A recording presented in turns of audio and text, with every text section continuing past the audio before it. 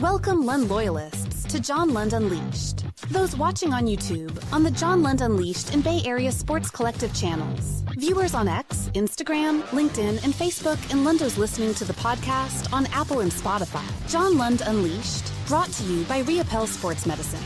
Got pain? Check out our revolutionary stem cell treatments. And guys, if low T is bringing you down, Reapel Sports Medicine can put you back in the game. Now all juiced up and ready to go, here's John.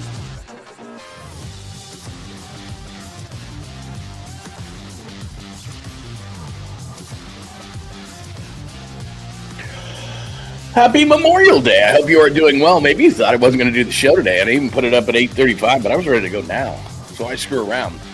It says Tiger Showdown there. It's really Motown Showdown. That's what it should have been. Motown Showdown.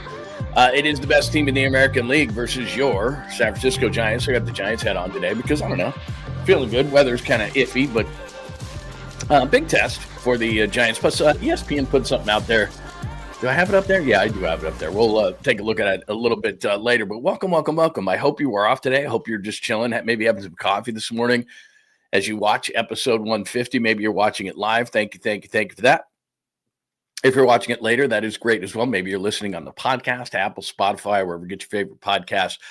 We are live on YouTube right now. If you'd migrate over, there are different ways that you can watch the show. Obviously, you can watch on X. Maybe you're doing that right now, which is totally cool. At John Lund Radio, you can watch on X. You can watch on Instagram as well, at John Lund Radio on Instagram. So however you are watching, definitely appreciate it. But if you'd migrate over to YouTube at some point, that would be tremendous. We have built a great community of people who are fun, and we like to hang out, talk some sports and other things, which is why there's a random at the bottom there of what I do. But it is episode 150. We are on YouTube at John Lund or John Lund Unleashed. Bay Area Sports Collective as well, which is a collective of radio shows from a bunch of folks who used to be on KMBR, but also we've added to that. So it's my show, John Lund Unleashed. It's the Tom Tolbert Show. It's Polymax Particles with Polymac and Creative Tony, which is great. Rod Brooks has joined us. Amy G has joined us. Jeremy Affelt. So a bunch of great podcasts and YouTube shows over on the Bay Area Sports Collective. So if you would give us a follow as well, that would be outstanding. Thank you for doing that. So happy Monday to you. Happy Memorial Day to you. No days off. I take Sundays off, but I go 6 days a week. If you were wondering, we go around 8 o'clock, but I was a little late today. It is Memorial Day after all.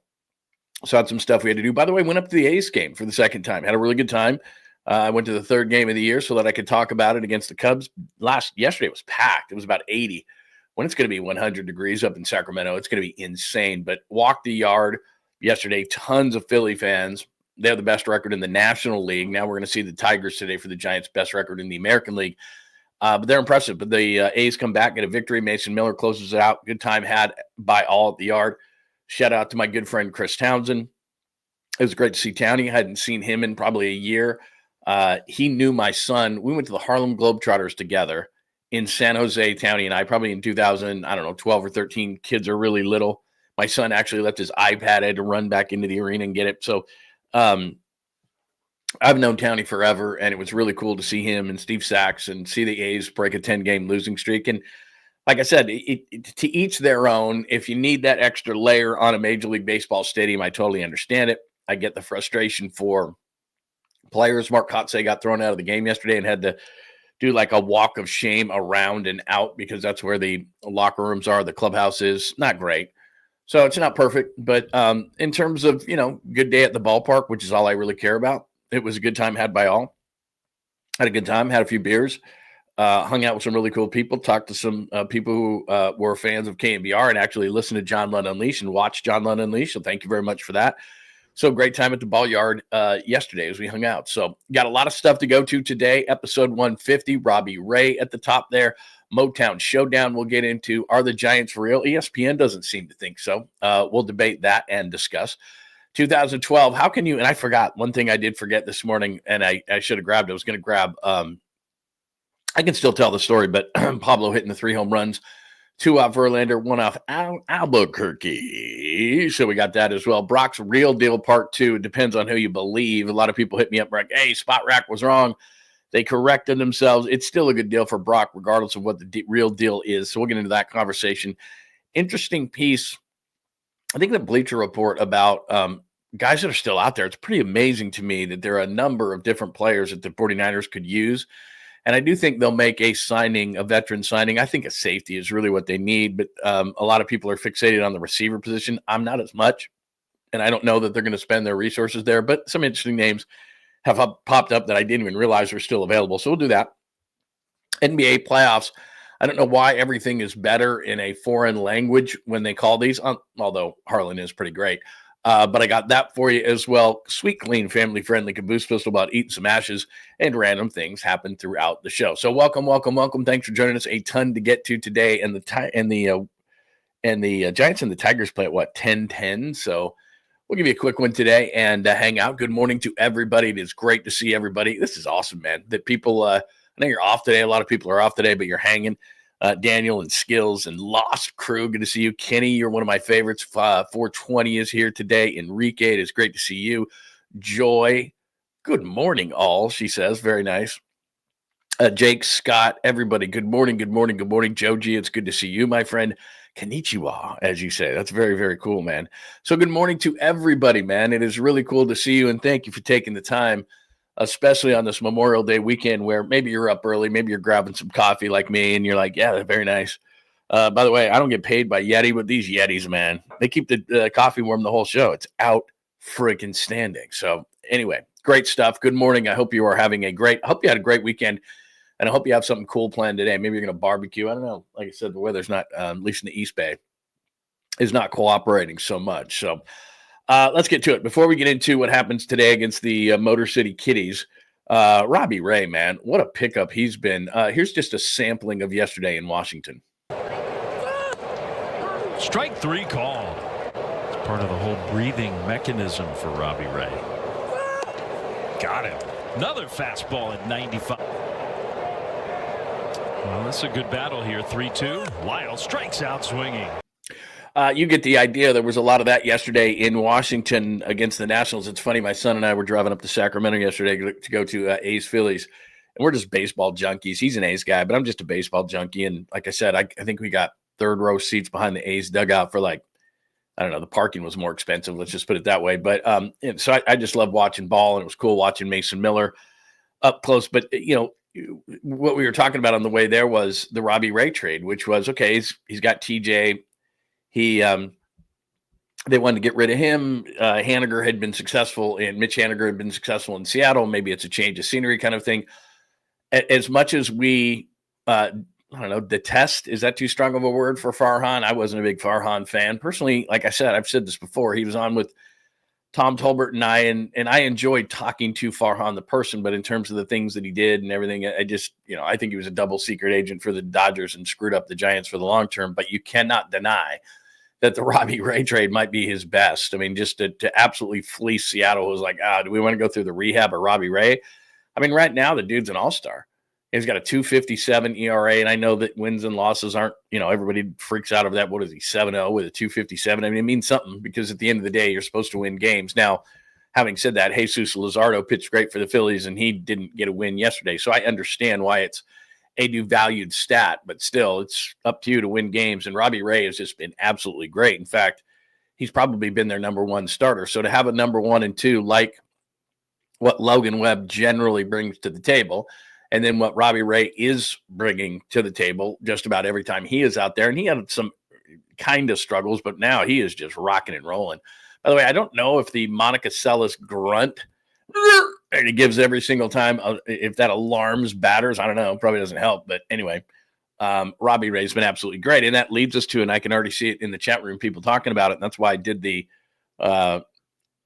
show cover like I did today, because it's a Motown Showdown. It says Tiger Showdown there, but it's a Motown Showdown for episode 150 here. And there's Mr. Hayden Birdsong. And to me, it's a really important one. And not only that, let me share the screen with you real quick, because they have an advantage in the pitch. Now, that doesn't mean you're going to win every single game and you have the pitching advantage, but in the three, because Tarek Skubal just went yesterday, thank goodness, because they don't have to see him. He's the best pitcher in baseball for Detroit.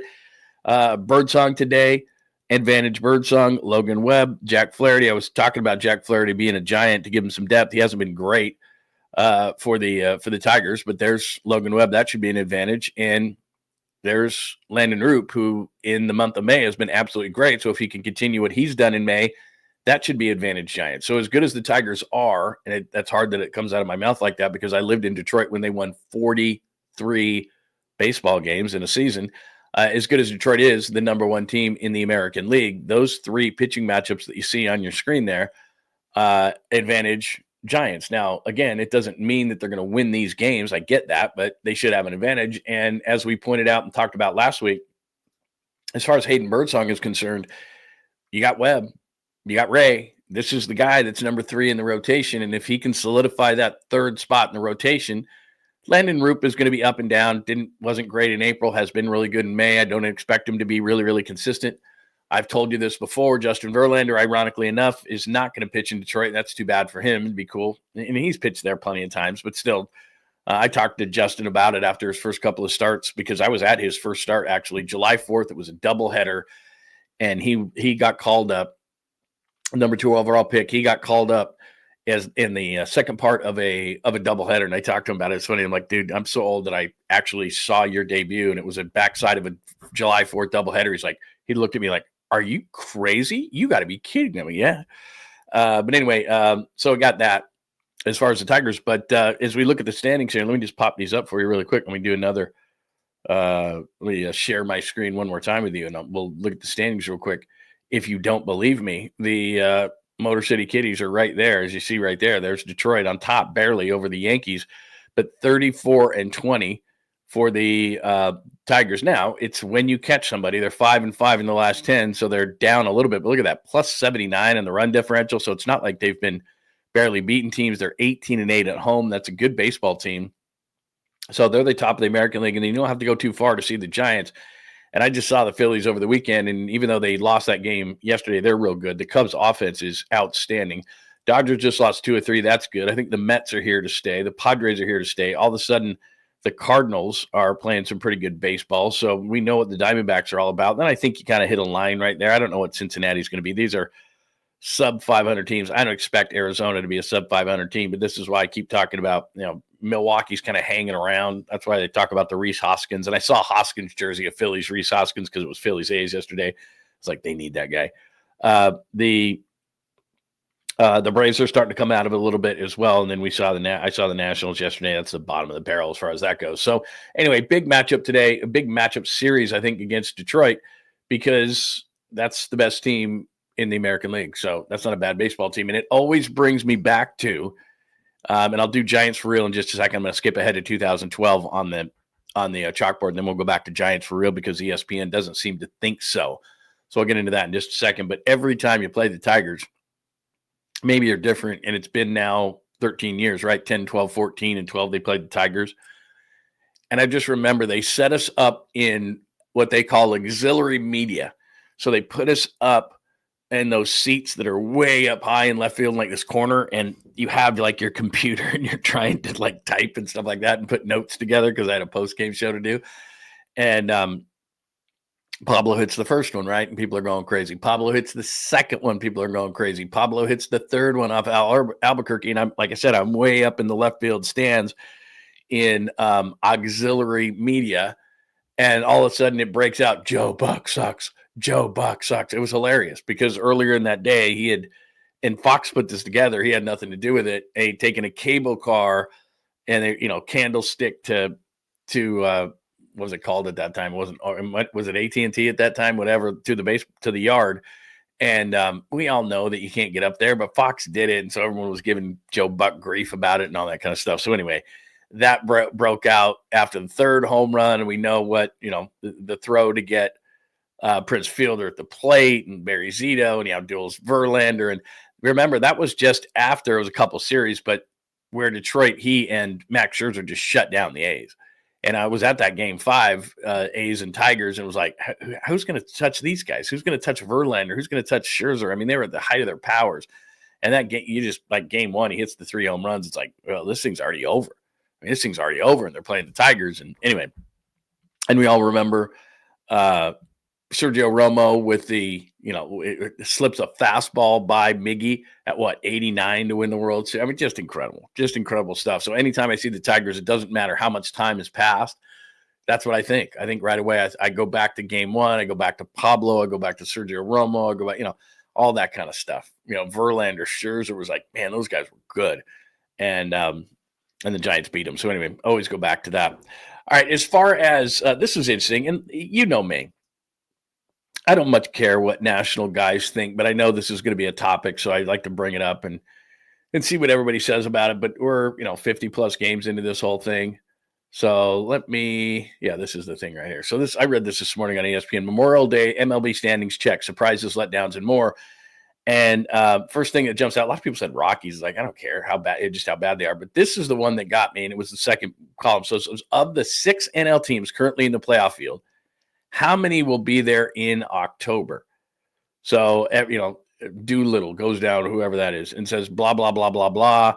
Says the Giants have been terrific, but I still think the Braves, blah, blah, blah. So they throw out the Giants there. Buster Olney. I'll say 4 of the current 6, he says, will be playoff teams. He says Phillies, Mets, Cubs, Dodgers. The Giants have played well, and it seems that Buster Posey will be aggressive before the deadline. Cardinals have played better. He says the same thing. Don't trust the Giants. Rogers, 5 of the current 6 will be there in October. As good as the Giants have been, I don't think they can sustain it over 162. And then we've had this guy on, Schoenfeld.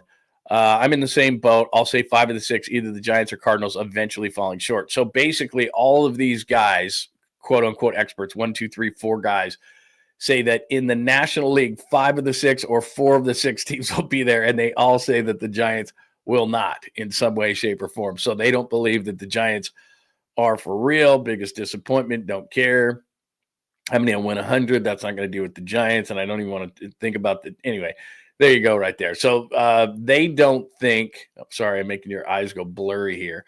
They don't think that the Giants are going to be for real right there of the teams of the 6 NL teams. How many will be there in October? None of those guys think that it's going to be the Giants. That's okay. I don't care what experts say. I'm a believer we're 50-plus games into the season. And the one thing that keeps jumping out at me as far as the Giants are concerned, if we assess them at this point, the bullpen is number 1 in baseball. And that's going to continue unless they burn the bullpen out. I keep saying that. But unless they burn the bullpen out, they're above average defensively. The offense, Buster has just got to get on the horn as fast as he possibly can. They cannot continue at first base. I've beat that horse to literally a pulp, so I'm not doing that anymore. You know how I feel about it. But if you just look at what they do, okay, the relievers are good. The starters can be better. I think that I don't think Robbie Ray is pitching, like in a crazy career year kind of a thing. I think Robbie Ray can pitch like this. Logan Webb, can pitch like this. Hayden Birdsong, this is another big start for him because the organization was like, is he, can he, can't he? Let's, fine tooth comb this. They're not going to just give him a big runway. So I think this is big for Hayden Birdsong today. I think it's a big start. I know there's 162 games. I know there's a lot, whatever, but I think it's a big start to solidify Hayden Birdsong in the rotation. Hopefully he can throw some more pitches. What was it? I think he was capped at 75 last time.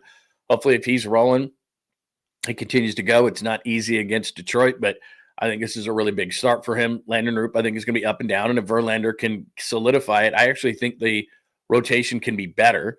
Penn is good. Defense is good. It comes down to, as it always does with the Giants, can they score 4? 4 score and whatever. Can they score 4? That's what it comes down to. So we keep talking about this. I like Fitzgerald. Adames has got to come around. Doesn't he?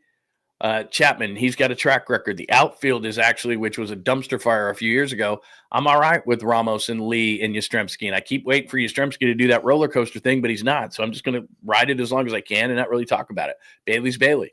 That's why they can't have a first base and a catcher that are completely ineffective at the plate. But okay, I'll trust Buster at some point here sooner rather than later to go out and get somebody. So it's going to come down to the offense. But it's not, when I look at him and here's the problem when you give the division to the Dodgers, which unfortunately for the foreseeable future, that's going to be the case. Then you're dealing with there's 3 playoff teams. And I just saw the Phillies yesterday. That's a good team. That's a playoff team. There's no doubt in my mind. The Phillies are a playoff team. They keep bringing up Atlanta. The Mets are a playoff team and they're going to spend money. They have an owner that if they're in it, they're definitely going to add. The Dodgers are definitely going to add. The Padres have been aggressive at the trade deadline. They're probably going to add. So that puts pressure to me on Buster Posey because I think this is a playoff team. I think the Giants are a playoff team. Are they perfect? No. They need a first baseman worse than any team needs a position in the sport. That's what it comes down to. The Giants have a need at first base bigger than any other need for any other team at any other position in Major League Baseball. And that's why I think that he cannot wait till the end of July, cannot wait to the beginning of July. We're coming up on June 1st. It's time. And every time the Brewers win, I wince because I want them to go like 10 games under 500. So they go, fine. Just take Rhys Hoskins. Take him. Fine. But they're just hanging around. I don't consider them a contender for the wild card. The Giants, the Padres, depending on what you're doing in the East, let's say right now Philly's number one, but the Mets then Atlanta and St. Louis is emerging, and we already know about the Cubs. So, it's gonna be difficult, and you cannot wait and continue to give these at bats away. That's my thought. So I'm not going to continue to beat on that, but it is what it is. So, Robbie Ray, great. Motown, Showdown. The Giants should have, I think, 3 advantages in the rotation. I think Birdsong's start today is very, very big. Are the Giants for real? I will disagree respectfully with the so-called experts of ESPN. I think the Giants are in this thing. But there's an asterisk by it, which is, Buster, get on your horse, man. And don't wait until July 31st because it's going to be too late because there's far too much competition and good teams are starting to emerge in the National League. That puts pressure on Buster, and I know there's certain guys you don't want to part with. You may have to, somebody that you don't want to part with, and will they become a Zach Wheeler later on? You hope not, but that may be what it takes to get into the playoffs. 2012, I always bring that up when the Giants play the Tigers. I just can't get past it. It's crazy. As far as let me hit some things up before I go on to the 49ers because a lot of people hit me up with this, and I really appreciate it. As far as Spot Rack changed their numbers on Brock Purdy. It doesn't change the premise to me, really, in terms of, okay, it's a little bit more to get out after 3 years, those kind of things. But again, with the cap going up, so I'm going to explain that in just a second. But any Giants things that you want to go? Doji says, letting VR go. Yeah, I love David VR, man. He's such a good dude. He was on I've said this, he's on my radio show like 4 or 5 times. And I think finally he did what's right for him, which is he's worked and he's a really smart baseball guy. I wouldn't be surprised if he was a coach one day.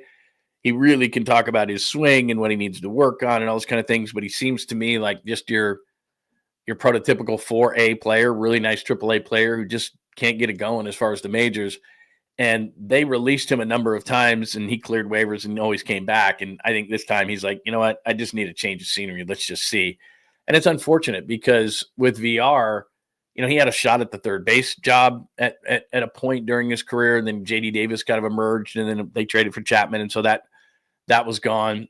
First base is a screaming need and he just couldn't get it going. Like, Casey Schmidt, David VR, any of these guys, if they could get their stick going a little bit, then Lamont Wade Jr. would be, benched, but none of these guys can get it going. And for some reason, Lamont Wade Jr. must have naked pictures of somebody because they just keep throwing him in there. And it's like, oh my God. Stop, man. It's like, please don't put him in there. But anyway, I haven't seen today's lineup, so don't start. Don't get me going on this. Let's see. Thank you, my friend Papa J. If you got 2 thumbs, smash both channels. Yeah. Not only are our channels, hi Papa J, not only are our channels doing great, but it's really cool that we're adding these shows. And if you weren't with us last week, let me see if I still have these in my thing here because like I said, they don't tell me anything anymore because they're just like, if we tell Lund, he'll tell everybody. Let's see. Probably I think I took them away. Oh, announcement. There we go. Yeah, there's the actual announcement. So make sure that you see that B at the top there, Bay Area Sports Collective. Make sure that you see that when you go over to the page on YouTube. But there you go. Amy G, Jeremy Affelt, and Rod Brooks all have been added to the roster at the Bay Area Sports Collective. So make sure that if you're like, I don't like Lund, I don't like Tolbert, I don't like Pauly, which you do. But I'm just saying, if you didn't, then that's a good reason to make sure that you hit up the podcast. Let me make sure. Do I have anything else baseball-wise before I move on here? I do not. Okay. All right, let's move on to Brock. So this is yesterday, when this first came out, and I was waiting for the numbers to come out, there's 2 places you can go. You can go to Spot Rack, which does a really nice job, and you can go to Over the Cap. Those are two places that you can learn about salaries and things like that. And so let me hold on just a second. Let me share my screen with you because both of them have different things here, and it just depends on what you're believing. So let me just here's Over the Cap as far as Brock's, and hopefully you can read all that. But essentially what they're saying is what I reported last week, which is this is a 3-year contract essentially. As you see right there under guaranteed salary, right there, the 4th year, there's no more guarantees, which means the contract's over. I mean, it doesn't mean it's over. I should correct that. It means that if you're not in love with that person, you can let them go. And then there's a $16 million dead cap hit, as you can see right there, $16 million dead cap. You see no more guaranteed money. So the first year, the cap hit is what matters. And those are the same. 9.1, very reasonable. 24.7, very reasonable. 30.8, very reasonable. And then they say at the end of 3 years, and I reported this, that you could get out for $16 million if you did not love Brock Purdy. So that's a pretty good deal. Now, okay, that's what Spot Rack is still reporting. So, or excuse me, Over the Cap is still reporting. So Spot Rack and Over the Cap had that same thing, and then Spot Rack changed it. So you see right there, very reasonable contract for the 49ers for the first 3 years of the contract. So let me move this. Let me move over and look at what Spot Rack did because they changed it. And so everybody was like, Lund, they change it. It's not the same. So here is Brock's deal on Spot Rack. So this used to say 3, and then they could get out of it for $16 million. Same kind of a thing. 3-year deal, 115 plus, and they could get out of it for 16. But then they changed it to 38. Now that's a lot of money. And again, same cap hits: 9, 24.7, 30.8. So the first 3 years of his deal, and I'll say this one more time, and then forever rest in peace. This is not the reason why they purged the roster this offseason. 9, 24.7, and 30.8 is not at the quarterback position, is not going to cause them to do the things that they did. It's not. Even in the 4th year of the deal, which is $57 million, I keep telling you this, the cap goes up and up and up, and almost went up 25% just season to season, almost 25%. So by the time that 4th year, $57 million is up, that's not going to be what it is in today's dollars.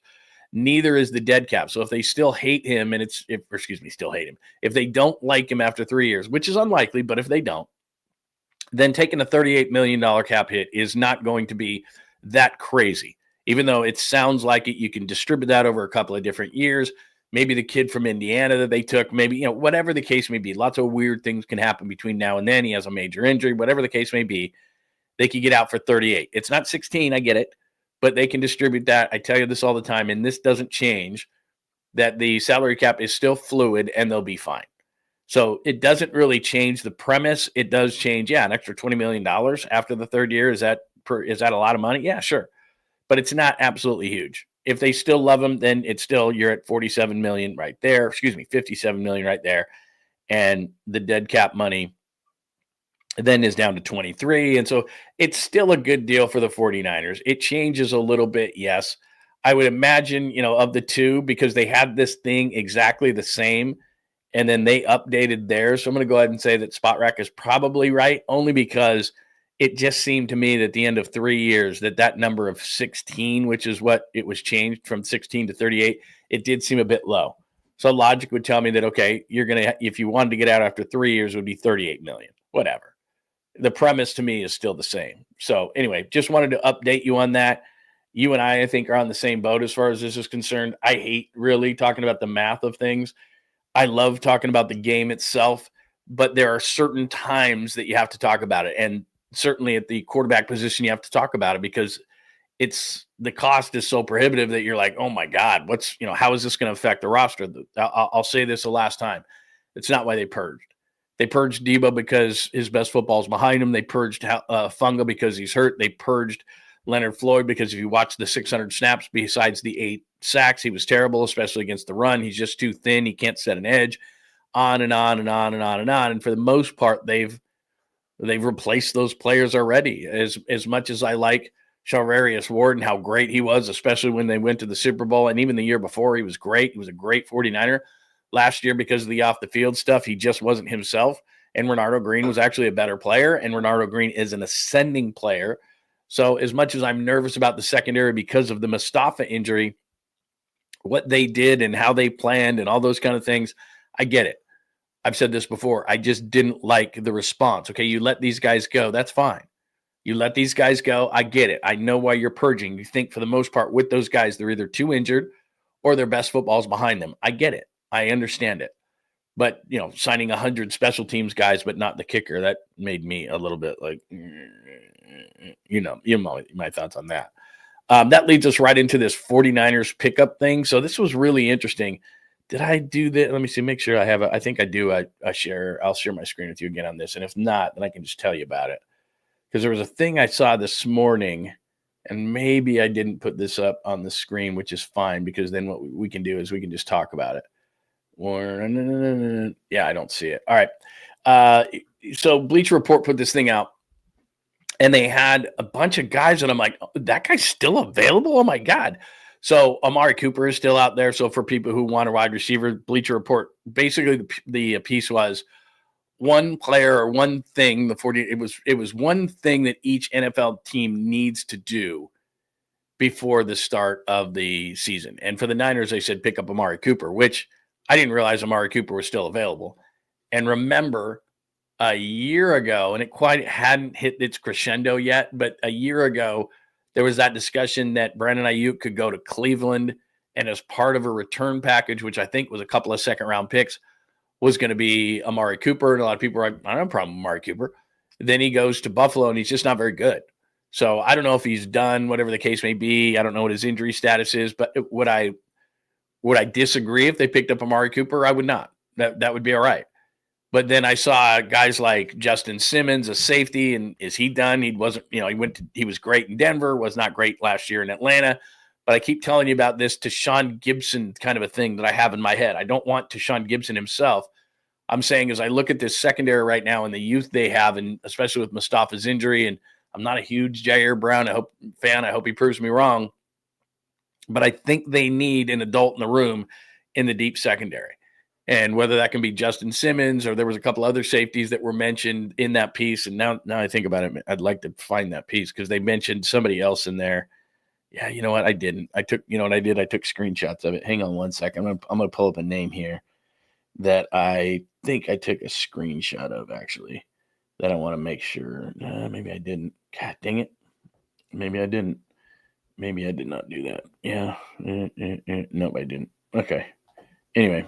Here. Okay, this is an agreed term. Blah, blah, blah, blah, Mark Cooper. What was the other names out there? Oh, Asante Samuel Jr. was one, the corner. That's interesting. Julian Blackmon, that was a number. So this is interesting to me. Julian Blackmon was a third-round pick of Indianapolis. He's a nice player. And the Niners actually brought him in last year, not this year, but last year. And he had a really nice year. And for some reason, he's still out there. And he's only like 27, 20 years old. He's a young guy. He's still a young guy. That was the name. Julian Blackmon, who Indianapolis, nice player, former third-round pick, went to Utah. I really like him. And, this is the time of year where an Asante Samuel is out there, a Julian Blackmon is out there, and Amari Cooper is out there. There's like you're going, I'm not saying that that's going to change your season, but like I said, a couple of years ago when they went to the Super Bowl and they picked up Tashawn Gibson and, the new rules and everything because of COVID, where you could stash veterans on the practice squad. Without him, and he didn't have a good Super Bowl, I understand that, but still having that veteran presence. So Julian Blackmon was the name that popped out at me. And I'm like, there's guys out there. So a lot of people are worried about the wide receiver position, and I understand why. But to me, the Niners are going to score points. I've told you this before. I think the Niners are going to score points. You're bringing back Christian McCaffrey, Ayuk at some point. The line's gotta be better. George Kittle is back. They've got enough weapons to score points. I believe that. Now, would a Cooper be nice? Yeah. But still, I just think the Niners, and people are going to, they have like $40 million in cap space. They do such a good job of rolling things over and everything. So they're going to keep that money. They're going to continue to sign guys, do all these kind of things. But they do have a few bucks. And if Cooper, for example, is like, I could resurrect my career with Kyle Shanahan in this offense. I could play until Ayuk comes back. And I'd feel a lot better if Amari Cooper, even though he's older, took Ayuk's spot versus, say, a DeMarcus Robinson, and Robinson was more of a depth piece than a starter to be counted on. I would absolutely love that. And if it was Cooper, Jawan Jennings, Ricky Pearsall, with McCaffrey, with Kittle, I'd feel a lot better about that. There's no doubt. But they need a deep safety, I believe, with that young secondary. Demo Lenore, great. Renardo Green, second year. Jair Brown, a little nervous. It might be, we don't know at strong safety. It was going to be Malik Mustafa, Sigel, the kid out of Kansas State. You're going to count on a rookie. I would just, with as young as that secondary is, I would love a guy like Julian Blackmon. So anyway, just saying, 49ers pickups is where I am, or 49ers pickup, I should say, is where I am on the screen right now. And there's a couple of names I was surprised in that Bleacher Report piece. I'm like, damn, that guy's out there? That guy's out there? Like, not bad. Not bad. There's some decent names out there. So anyway, there's some thoughts there. Let me double check before I move off of NFL talk. Do I have anything below here? No, I do not. All right, any NFL talk? Hi, Tribe. Good to see you. I love it, man. People are going at it this morning. I love it. Good morning to everybody who just joined us, by the way. I really appreciate everybody on a Memorial Day weekend jumping in. It is John Lund Unleashed. Please make sure you are subscribed on YouTube this morning. Make sure that you have those alerts on, because this is not the only time I'll be on today. We got other things that we're going to be sending out today on John Lund Unleashed on YouTube. Please give us a like, because that helps the algorithm to go, that show's not half bad. And make sure that you're subscribed on the Bay Area Sports Collective on YouTube as well. Thanks this morning for watching on X at John Lund Radio, and on Instagram as well at John Lund Radio. If you got any questions, comments, thoughts, put them right underneath here, and I will make sure to get to as many as I can. And if you have any other questions and you're like, just go to X. I'm on there a lot, and you can hit me up at John Lund Radio on X. All right, as far as the NBA playoffs are concerned, I love Kevin Harlan deeply, of course. But I saw this morning, and it just cracked me up. And I don't know if they just get to have more fun, whatever the case may be, but you always hear foreign calls of certain things. So this is Pacers Knicks yesterday, and it's hilarious. This is a South Korean call.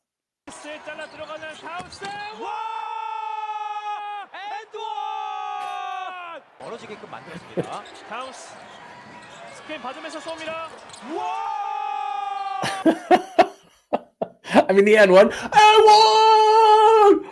Unbelievable. Anyway, like, Harlan's really, really good. And I played that thing for you the other day when everything got thrown into his lap. But the Korean call of and one, I just like the and one part where they were screaming and one. That was outstanding. As far as the series are concerned, look, I'm not here to say I told you so. Oklahoma City's a nice team, and I don't want to be pissed, and I don't want to be upset. And if we have any of my Seattle listeners and viewers watching or listening, I go on to a friend of mine's show, Ian Furness at KJR in Seattle, every Tuesday. We've known each other for 25 years, and we just have a bunch of fun together. We've done radio shows and all sorts of different stuff and worked at the same stations, and he's an awesome dude. And so I'm not an Oklahoma City fan for the very reason of they should have never taken the Sonics out of Seattle. I don't care if Harold Schultz, the owner of Starbucks, whatever. You can't do that. Like, if Oklahoma City's deserving of an expansion team, that's one thing. But to take Kevin Durant after his first year out of Seattle and say, okay, we're going to Oklahoma City, nothing against Oklahoma City and the people of Oklahoma City, but come on, man.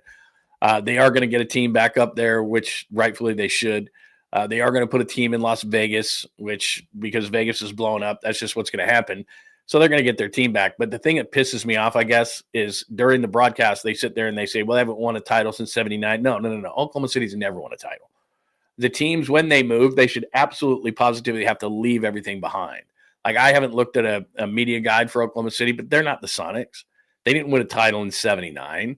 They moved there, whatever the year they moved there. Their legacy is Durant and Harden and Westbrook and Shai Gilgeous-Alexander and all that kind of stuff. They don't get downtown Freddie Brown. They don't get Gus Williams.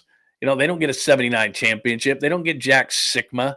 They don't get Rain Man. They don't get Gary Payton. That's Seattle, man. So when a team leaves, you leave the legacy behind, and that team stays in whatever city, in this case, Seattle.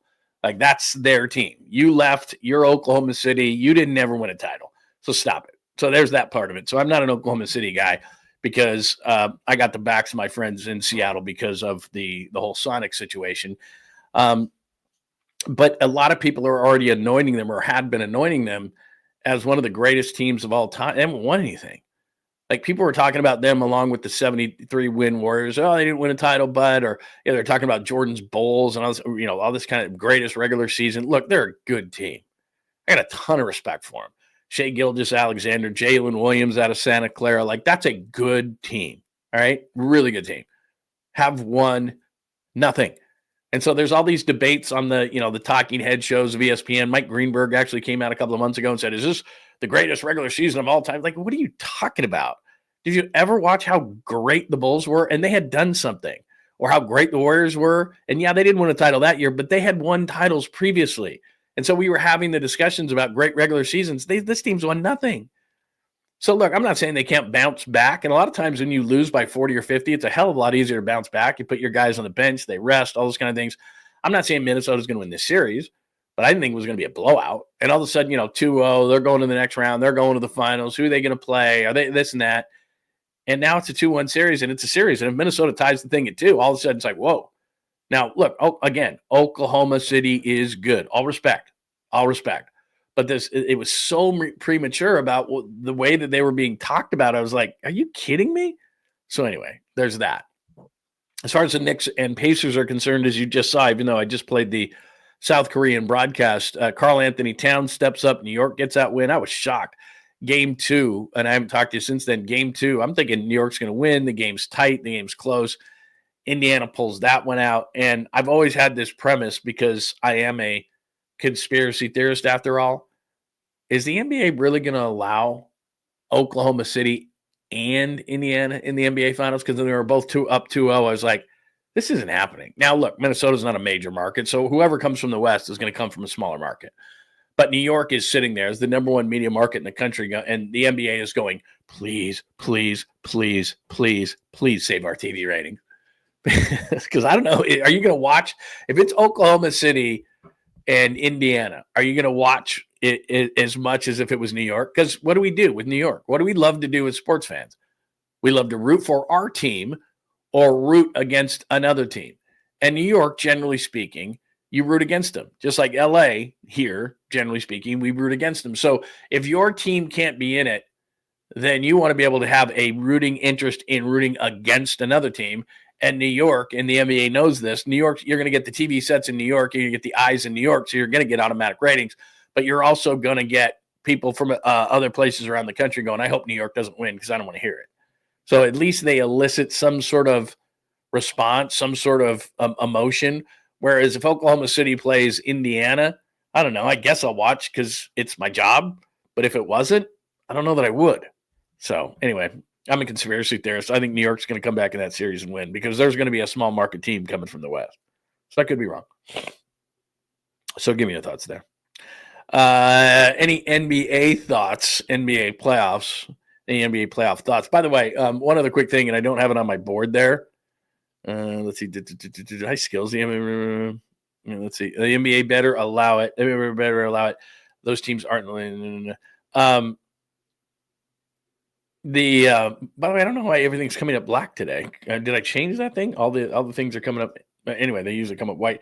Doesn't matter. Anyway, as far as every time you turn on social media, every time you pop on social media, there's a new destination for Jonathan Kuminga. Like every other fan base wants him. Like I saw Utah, San Antonio. There's Milwaukee, Phoenix, Miami. Like every time I turn on, there's some kind of trade proposal for Jonathan Kuminga. Don't get me wrong. I think 100% Jonathan Kuminga is going. It's just some of these ones are like, wow. And his value with some of these teams, like Utah thinks, I've read a story that they wrote in Utah the other day, and I think they think that he's really going to save their franchise. And I'm like, yeah, I would agree with you. I don't. Not only do I think, again, I'm a conspiracy theorist. Not only 420 do I think the NBA doesn't want those series to go 3-0. Now, look, Minnesota blew out Oklahoma City so badly that you can't say that there was officiating as part of that whole thing. But I don't think they're going to allow Indiana and either Minnesota or Oklahoma City. I could be 100% wrong. And if that does happen, I'll come in here and go, oh, my conspiracy theory was wrong. But I do believe that I am a conspiracy theorist, and I do believe that that's kind of going to be happening. So anyway, there you go. Let's see. Are people talking about drinking already? You can throw me off with that kind of stuff. What do we got? Anything? What is everybody doing today, by the way? Just hanging out for this day? Yeah, we don't have any plans today. Because like I said, I went all the way to SAC. And the problem yesterday was because I had gone up for a game before and it was like boom, boom, coming right back. I live in the East Bay. And problem yesterday was they had some construction going on. So we stayed for the whole game, talked to Chris Townsend afterwards, said hello, caught up with him. And then we get caught up on all the traffic. And like I said, it's a smaller ballpark, so it's not so bad. And it's in West Sacramento, so it's right off the freeway. But they had some construction going on. And, it took us a bit. We were gassed when we got home. We were like, okay, enough of that. Let's see, what else? Anything else today? Episode 150, Robbie Ray's been great. Motown Showdown, 10-10. Get ready. We're about an hour away, 10-10. I should have had a Bloody Mary this morning. 10-10 for Tigers and Giants. Big start for Hayden Birdsong. Are the Giants for real? ESPN doesn't think so. I do. 2012, Pablo's 3 home runs. Barry Zito beating Verlander. Too bad Verlander's not pitching in the series.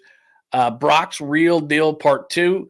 Over the Cap still has it as 3 years, and then it's a $16 million out. I think Spot Rack probably has it right. They changed it to 3 years with a $38 million out. Still really doesn't change the premise. If they don't love Brock Purdy in 3 years, they're not going to keep him around, but I think they will and do and still will. 49ers pickup we talked about. Bleacher Report says Amari Cooper. I say Julian Blackmon, the safety. Or it could be Justin Simmons or could be, but whatever. They've got a few bucks, and it would not surprise me whatsoever if the 49ers, one of these veterans that are still on the street, whether it be a receiver, whether it be a safety, would not surprise me in the slightest if the 49ers went that route. NBA playoffs, we just discussed 2-1 series in both. I'm a conspiracy theorist. I think the Knicks are going to come back and win that series. I could be wrong. And now, ladies and gentlemen, boys and girls of all ages, I don't have a news story in this, which I'm really angry about because there has to be one and it has to be good. So maybe on tomorrow's show, I'll see if I can find this. Let me shut this down. I'll see if I can find a news story in this because the news story would be absolutely amazing on this. But I looked. I did try.